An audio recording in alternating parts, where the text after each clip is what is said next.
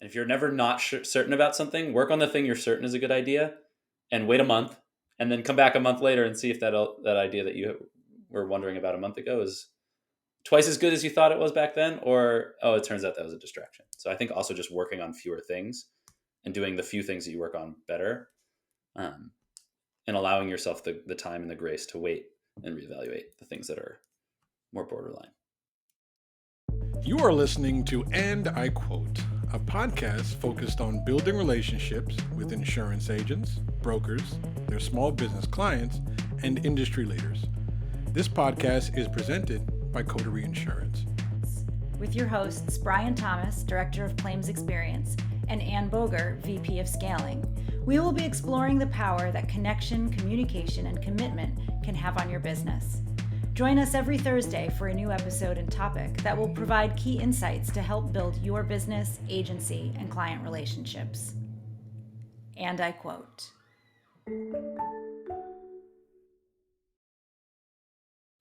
Welcome to the And I Quote podcast. I'm your host, Ann Boger, VP of Scaling at Coterie Insurance. And today I have the pleasure of speaking to Duncan Crystal, co-founder of Herald, digital infrastructure for commercial insurance. With Herald, you can quote and bind insurance from multiple carriers through a single API. I'm excited to learn all about Herald and Duncan's take on focusing your business's core competency and finding strong partners to help with the rest. Welcome to the show, Duncan. It's great to be here. Thanks for having me, Ann. So tell us a little bit about yourself and how Herald got started.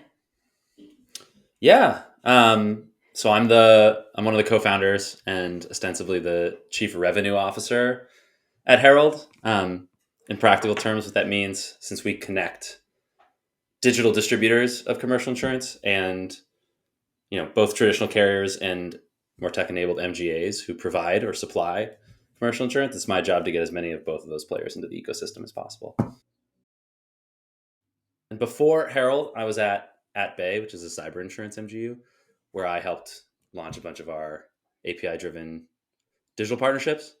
And that's where I got passionate about APIs and commercial insurance distribution and found how I could help it out. That's awesome. I've found that some people are born into the world of insurance and other people sort of fall into the world of insurance. Which one would you say fits you better? And all of them get trapped and stay in it forever, myself included. So I was not born into insurance. My co-founder and our CEO here at Herald, Matt, and I went to summer camp together along with our CTO as well. And I was out in San Francisco visiting him right after he had joined at Bay, complaining about my old job. And so he was like, well, we haven't sold an insurance policy yet. If you want to come out and help lead sort of sales and business development for at Bay, you could come and join. And I called his bluff. So I basically followed a friend into InsurTech. Yeah. And then, at Bay took off and was a really fun company to work at. And I learned a lot about the industry and grew really passionate about it. So that's how I got pulled into it. That's amazing. So no grandfather who owned an agency or anything like that. Right. And those stories I love as well, but I was not born into it. Yeah. I found my way there. So Herald partners with commercial carriers, right?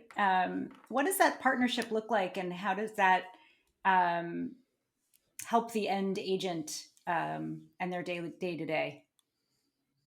What I would say is when a carrier offers an API externally, that's the beginning of their journey in meeting agents where they are. So, especially since COVID, but I think over the last decade, agents have moved from just wanting to send emails to wanting to sort of submit information and get quotes in solutions that are ergonomic for them. So, the day-to-day ways that they're doing things. Yeah. Sometimes it's an agency management system. Sometimes it's a multi-carrier rater. Sometimes their agents are finding embedded partnerships where they want the insured to get quotes under their name, wherever that business is already doing things. And in all of those circumstances, those pieces of technology, agents want them to connect to the carriers that they partner with. What we do is make it easier for whoever's building that solution to connect to those carriers. And so it's really the software developers that we're helping out. And so instead of having to go to a bunch of different carrier partners for a bunch of different lines of business, convince them to work with you, get their API documentation, break it down and understand it, test it because it doesn't always behave how it's documented. You just plug into us one time and you can get access to all of those carriers we've already integrated. Yeah. So on the that carrier sounds side, really time-consuming partnership to develop with each carrier. yeah, the upshot is if we do it once, the customers downstream of us who have appointments with those carriers don't have to do all that work themselves. Yeah. And So so that's how is Herald and working with Coterie Insurance? So Coterie is one of our suppliers, so one of our carrier partners. So we reached out to you all early because I know you have a very sophisticated API. It's well documented, it's easy to use, especially compared to many traditional carriers, and a general sort of enthusiasm for the open insurance ecosystem. And so we reached out to you, integrated your product, starting with general liability, but moving down the line, Bob, I know you guys have professional liability as well. Integrated it, and then once that happens, it's on sort of the Herald platform. So now anytime a technologist comes to us and wants to give GL quotes, BOP quotes, professional liability quotes, the agents on the far side can get access to Coterie's product without your team having to do another integration. And so we just come to you, flip it on, and Coterie is sort of enabled in that piece of technology. That's great. It sounds like you identified with your co-founding partners a core competency around API development and these integrations with carriers and decided to make a business out of that. Can you talk a little bit about finding that core competency and identifying what the business really was? Yeah, there's a few places where we made that observation. The first is when I was at AppBay with Matt, we were going out and trying to find folks who wanted to quote our cyber insurance product on their platform. And when we talked to them, they all had a pretty similar problem, which is like, sure, we want to connect to AppBay, but we also want to connect to 10 other cyber carriers. And we don't just want to do cyber, we want to do workers' comp and BOP, general liability, commercial auto, D&O, professional liability, all of it. And we're just drowning in these carrier integrations, and it's distracting us from the real work that we want to be doing facing agents and small business owners.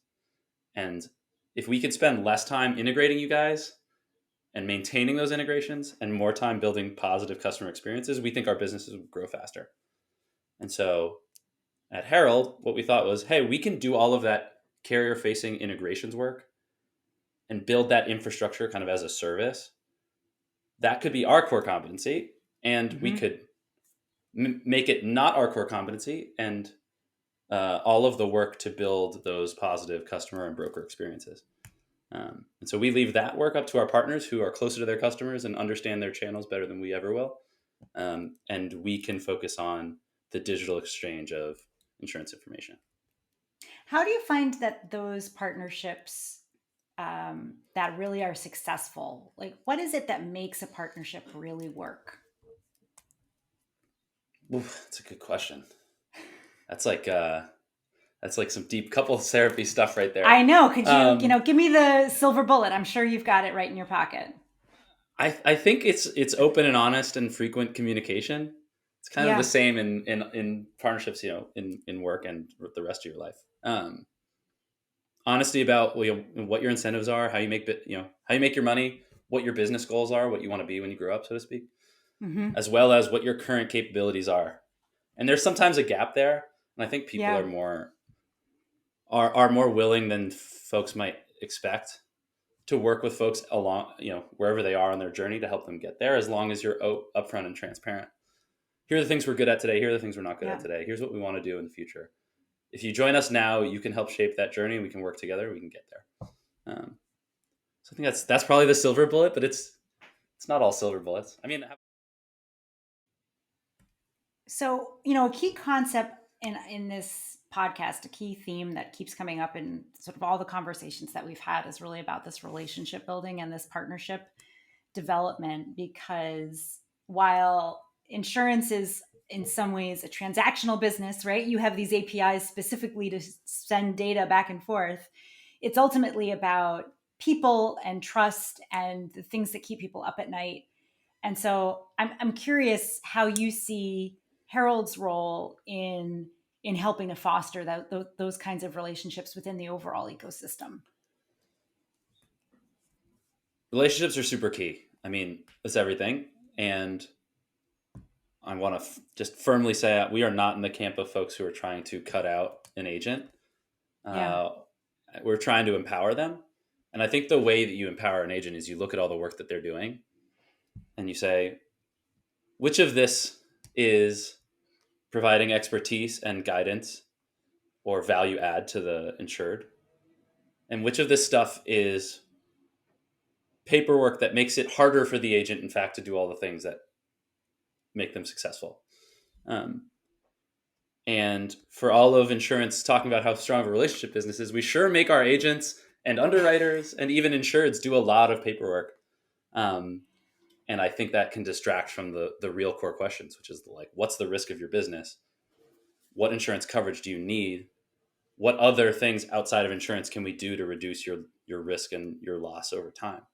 And have that result in better prices. And so where we fit in is we want to make as much PDFs being sent over email and paper applications being signed with pen and then scanned and faxed. So we want to eliminate as much of that as possible so that insureds and their agents and agents and their underwriters that they work with can have substantive conversations about risk and avoiding loss and coverage and not spend times like piling through all this paperwork.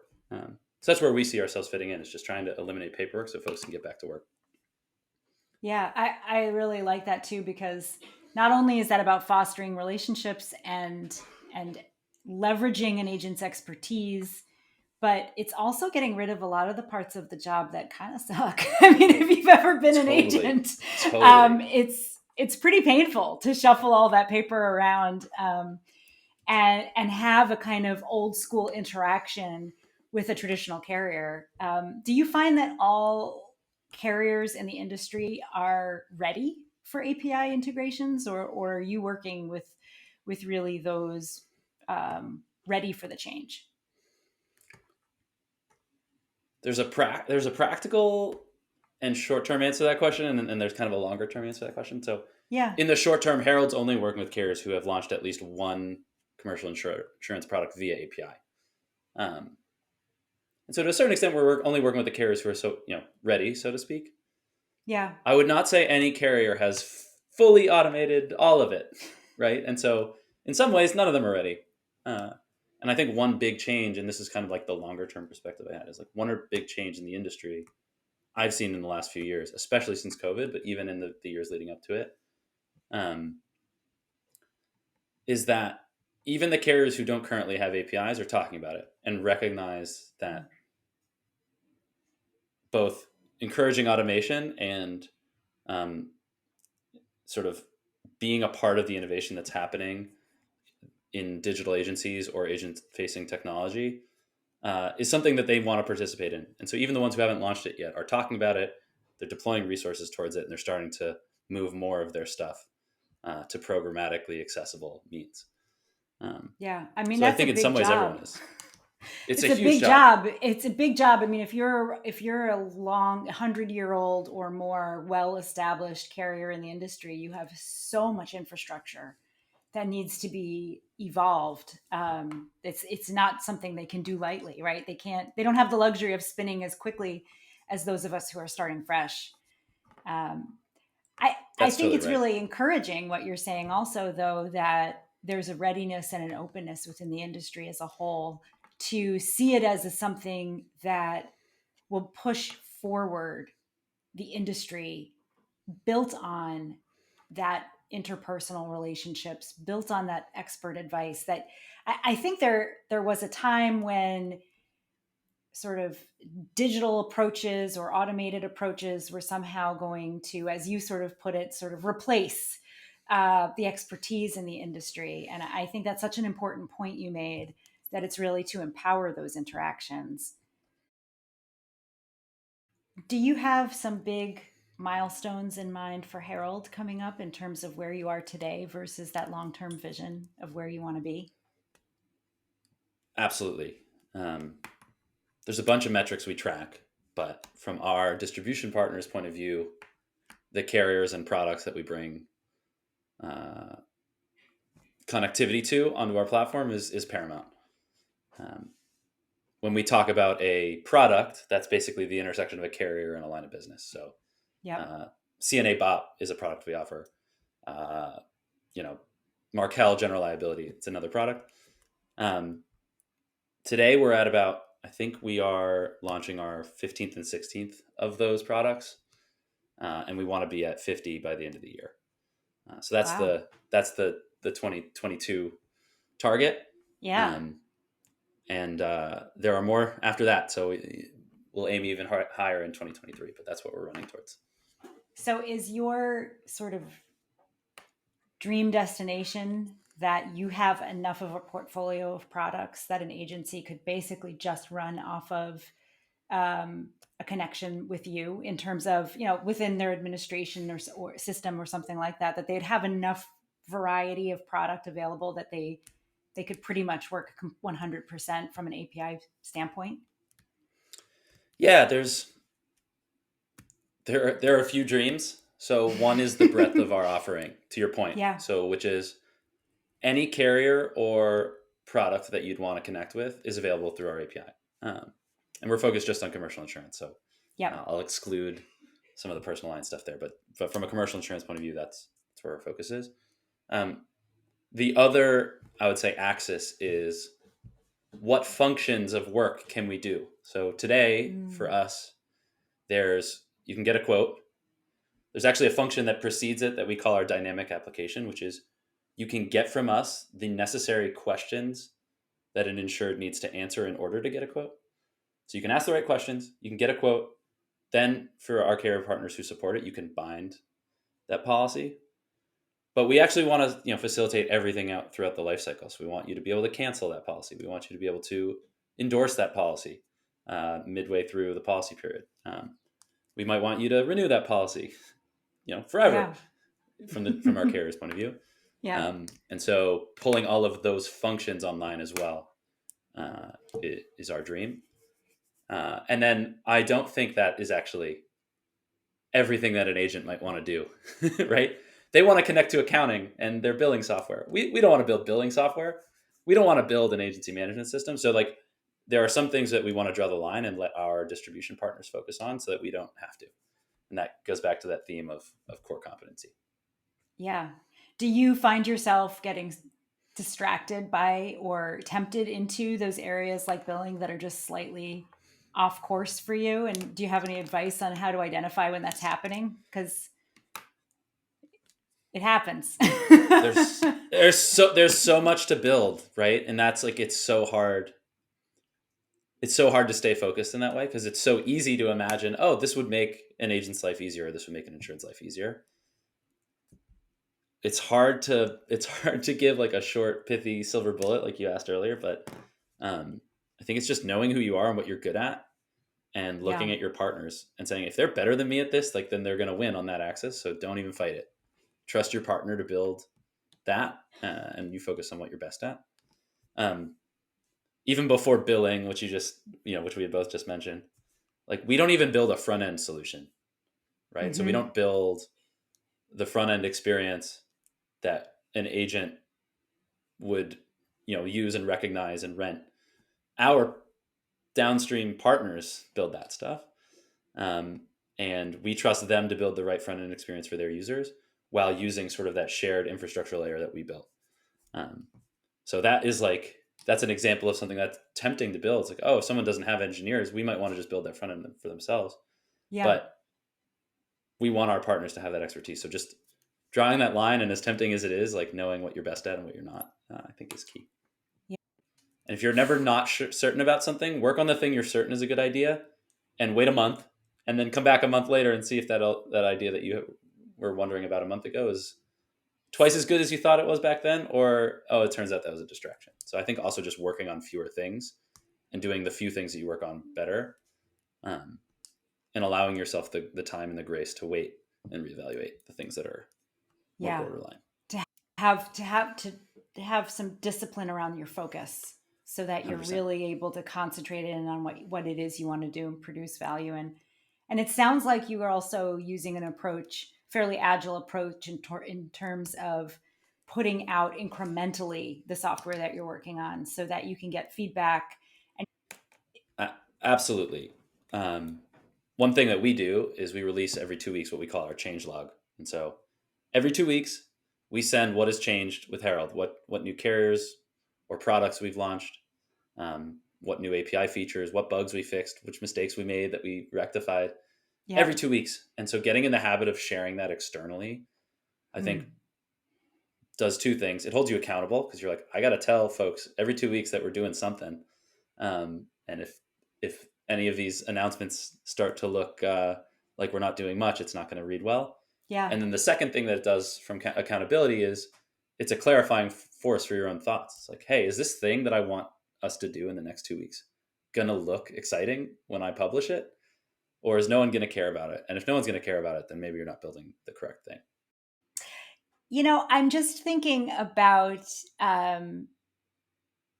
what an interesting intersection Herald sits in within the industry, right? Because you're sort of behind the front end experience, but enabling it. Are there any surprises as you started this business that you didn't, and something you didn't realize would be as important as it turned out to be?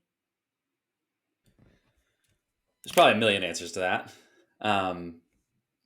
One I will flag is that I think a lot of people think like online quoting experience or carrier rater, they're all the same. Like they're all doing the same thing. You put in information about a business, you get quotes. Like what's the difference?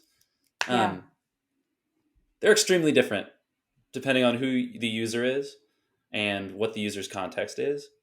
And there is such a difference between, I'm an insured and I went to Intuit to do my taxes and there's a button there that encourages me to buy insurance and what the correct experience is for that user at that time. Then I'm a wholesale broker and all I do, like I just quote contractors for GL and property and commercial package. Like that's all I do all day. I do it 15 times a day. The experience that person should have with their technology is totally different than the small business owner in example one. And there's a million different sort of correct user experiences that depend on the user and the context. And so I think I knew that intellectually, but going in and seeing all the innovative things that people are doing in different parts of insurance and the ecosystem gave me a much deeper appreciation about all the nuanced differences that once you add them up, make an experience a powerful one or an unfortunately not so powerful one for whoever's on the other side of that technology. No, I appreciate that answer, right? It's like you kind of knew it, but you didn't really know it until you get deep into it and recognize just how incredibly diverse and varied the insurance industry is in terms of carriers, product lines, people, experiences, types of businesses. I mean, it's so variety. The variety is so intense. It's one of the things I've really enjoyed about hosting this podcast is that I've talked to such an interesting range of people from so many different backgrounds. And each of them brings sort of their own passion, their own interest into, what it is that they're bringing value to. So I really appreciate you taking the time today to talk us about yours, which for many agents is either a scary thing or the thing they don't have time for, or sort of a necessary evil in terms of like, oh, I got to learn a new system, right? I've spoken to many people who feel that way about technology. And then it's once you get in there and you know how to use it, how much empowerment can come from that and how you can get closer and faster to that core relationship you're building with your customer, because all this, as you say, sort of annoying paperwork is out of the way. It's really meaningful work. I think the biggest thing is for folks who are building these online sort of quoting multi-carrier rater experiences, there can be it can feel like you need to own that relationship. You need to own the technology between yourself and the carrier. I think the more important thing to own is the relationship, I guess is what I was trying to say. And knowing that your relationship with that carrier And the experience that you're building for your user is the things that are going to differentiate you. Not, did you or did you not use a partner to get that quote technologically? Users don't care technically how a quote landed on their desk. They just want to know, how long does it take me to get a quote? And do you get the carriers or the product lines that I need? And so I think just for the folks who are trying to digitally distribute, like being open to a partner who can give you those superpowers because they've already built them is something that we're passionate about. And I hope that folks are open-minded about. Yeah. Well, thank you so much. It has been such a pleasure talking with you today, Duncan. I look forward to seeing all the ways Herald grows and changes in the coming years. Yeah. Well, thanks for having me on. It's been really This has been awesome. Yeah. So great to have this time. Thanks again, Duncan. Likewise. Bye. Thanks for joining us today and listening to And I Quote, a podcast created by Coterie Insurance for insurance agents, brokers, and small business owners just like yourself. And I Quote focuses on how building relationships, networking, and community involvement can grow your business. Coterie Insurance is simplifying small business insurance for agents, brokers, and our partners. New to our website is the Find an Agent tab. This tab leads to local pages that help small business owners find agents in their area. If you're interested in getting your own page, click the link in our show notes. Thanks again for listening, and don't forget to subscribe. We'll see you next week.